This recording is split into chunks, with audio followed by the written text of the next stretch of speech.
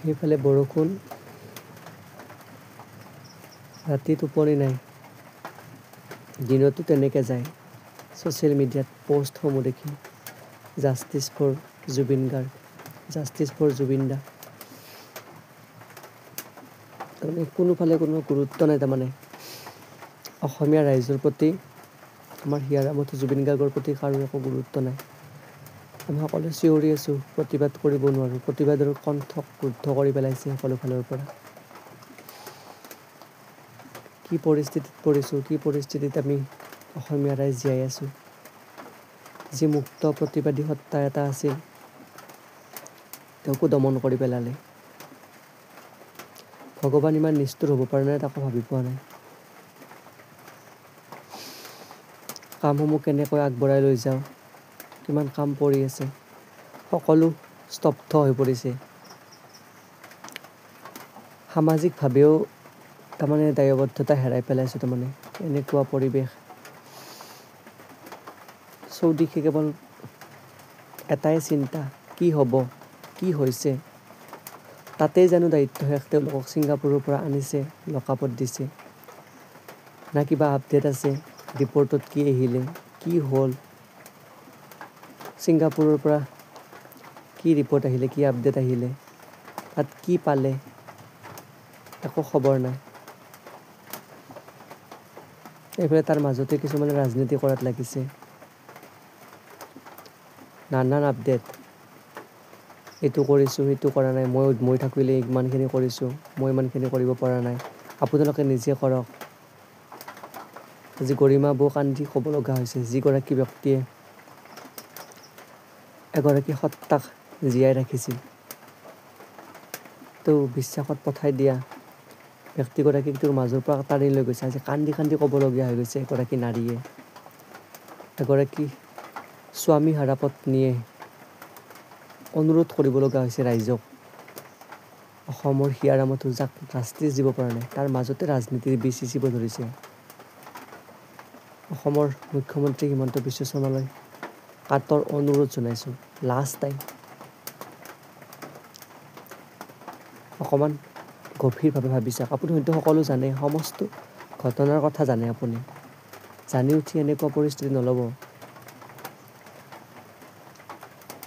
কথা শব্দ নাই তাৰমানে কেনেকৈ বুজাম, কি হিচাপত ক'ম, কি কৰিলে ভাল হ'ব, কোনখিনি প্ৰক্ৰিয়াৰ দ্বাৰাই গ'লে ভাল হ'ব। ইমানখিনি জনা ব্যক্তিও নহয়, কিন্তু ইমান ধুনীয়াকৈ অধিবক্তাসমূহে, ডাঙৰ ডাঙৰ ব্যক্তিসকলে স্পষ্টভাৱে দাঙি ধৰিছে কি কৰিব লাগে, কি কৰিব নালাগে। সেই কথাসমূহ ফ'ল' কৰক, কাৰণ আপোনালোকে বহুতখিনি কৰিছে বুলি জানোঁ, আৰু বহুতখিনি কৰিবলগা বাকী আছে। যদি আপোনালোকে নিজৰ চেষ্টাচাৰিতা বৰ্তাই ৰাখিব বিচাৰে, এইখিনি কাৰ্য সুন্দৰভাৱে কৰি যাওক। আপোনালোকৰ লগত ৰাইজ সদায় আছে আৰু সদায় থাকিব যদি এইখিনি কাম কৰে। নহ'লে সকলোৰে জীৱনটো তাৰমানে অচল হৈ পৰিছে এইখিনি কাৰ্যৰ কাৰণে। কাৰণ কাক হেৰাইছে আপোনালোকে উপলব্ধি কৰক, আমি উপলব্ধি কৰিছোঁ কাক হেৰাইছোঁ।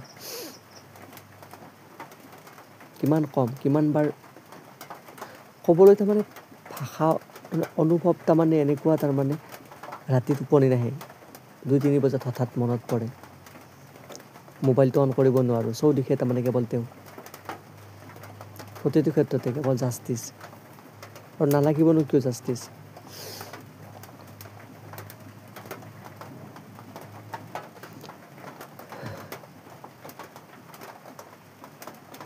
আৰু ক'ব লগা বেলেগ একো নাই। তাৰমানে কেৱল ন্যায় বিচাৰোঁ, কথাখিনি গুৰুত্বপূৰ্ণভাৱে লওক। অসমৰ ৰাইজৰ কাতৰ আহ্বান, আপোনাৰ সঁহাৰি বেলেগ কোনো নহয়, বুজি পাইছে। কাক কথাখিনি কৈছোঁ, কাক টাৰ্গেট কৰি কথাখিনি কৈছোঁ, এইখিনিও তেখেতেও বুজি লওক। অসমৰ মুখ্যমন্ত্ৰী ডাঙৰীয়াক টাৰ্গেট কৰি কথাখিনি কৈছোঁ মই। তেখেতক কাতৰ অনুৰোধ জনাইছোঁ, হৃদয়ৰ পৰা অনুৰোধ জনাইছোঁ, আপুনি কথাখিনি গুৰুত্বপূৰ্ণভাৱে লওক। আপুনি চব কৰিব পাৰে, আপোনাৰ হাতত সমস্ত আছে, আৰু আপোনাক আমি ৰাইজে নিৰ্বাচন কৰিছোঁ। কিয় নিৰ্বাচন কৰিছোঁ, আমি নোৱাৰা কামখিনি আপুনি কৰিব পাৰে বুলি ভাবিছোঁ, ভাবি বিশ্বাস কৰিয়ে আপোনাক ইমানখিনি দায়িত্ব অৰ্পণ কৰিছোঁ। আৰু গোটেইখিনি আপোনাৰ হাতত আছে সমস্ত। যদি আমি ৰাইজে কৰিব লাগে, ৰাইজে কৰিব লাগিলে আপুনি আমাক কওক যে মই নোৱাৰোঁ, আৰু তোমালোকে যি কৰা আপোনালোকৰ ওপৰত এৰি দিছোঁ, ৰাইজৰ ওপৰত এৰি দিছোঁ। আমাৰ হিয়াৰ আমঠু গৰাকীক মই ন্যায় দিব নোৱাৰিলোঁ, আপুনি ভূপেন হাজৰিকাৰ লগত জুবিন গাৰ্গক তুলনা কৰিছে। ভূপেন হাজৰিকা বেলেগ, জুবিন গাৰ্গ বেলেগ। ভূপেন হাজৰিকাৰ স্থান সুকীয়া, ভূপেন হাজৰিকাৰ স্থান সুকীয়া।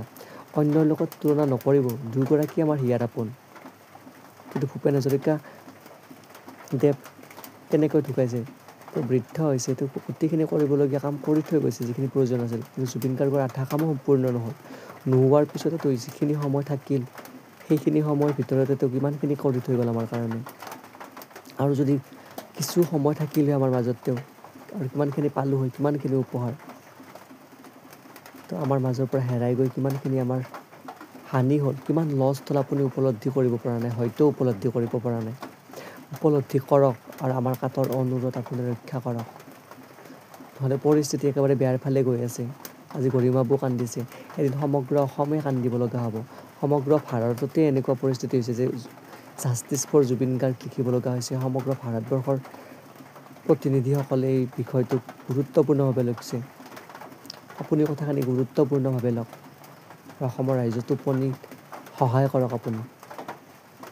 অন্যৰ কথা নাজানো, মোৰ নিজৰে টোপনি হোৱা নাই। ৰাতি 12টা বজাত ভিডিঅ' বনাই ক'ব লগা হৈছে, অনুৰোধ কৰিব লগা হৈছে। তো কিছুমানে ক'ব পাৰে যে ৰাতি ভিডিঅ' বনাই কথাটো ক'ব লগা কি হ'ল, শুব পৰা নাই বুলি ৰাইজক দেখাব লগা কি হ'ল। আৰে দেখাবলৈ প্ৰয়োজন হৈছে, কোনেও কথাবোৰ নুশুনে, নুবুজে তেওঁলোকে। ৰজা ঘূৰাই কথাটো বুজি লওক। আমি এনে কথাবোৰ কোৱা নাই আৰু এই কথাখিনিত কোনো অশ্লীলতা নাই, কোনো অপ্ৰাসংগিকতা নাই। কথাখিনি গোটেই প্ৰাসংগিক কথা, ন্যায়সংগত কথা। তেওঁলোকক জেলত থৈ এনেকৈ সোমাই থ'লে নহ'ব। তেওঁলোকৰ কথাৰ ভাষ্য সলনি হৈছে, কোনো আপডেট নাই। আপডেটসমূহ আমাক দিয়ক আৰু জনাওক কথাবিলাক, কি অসুবিধা হৈছে, কি পৰিস্থিতিত পৰি জুবিন গাৰ্গক এনেকুৱা কৰিব লগা হ'ল। আৰু বহুতখিনি ব্যক্তি জড়িত হৈ আছে তাৰ মাজত, তেওঁলোকক ওলাই আনক। নোৱাৰে যদি জনাই দিয়ক ৰাইজক, আমি কৰিম কৰিব লগাখিনি। আমি কৰিব নোৱাৰোঁ, ৰাইজৰ ওপৰত সমস্ত এৰি দিলোঁ।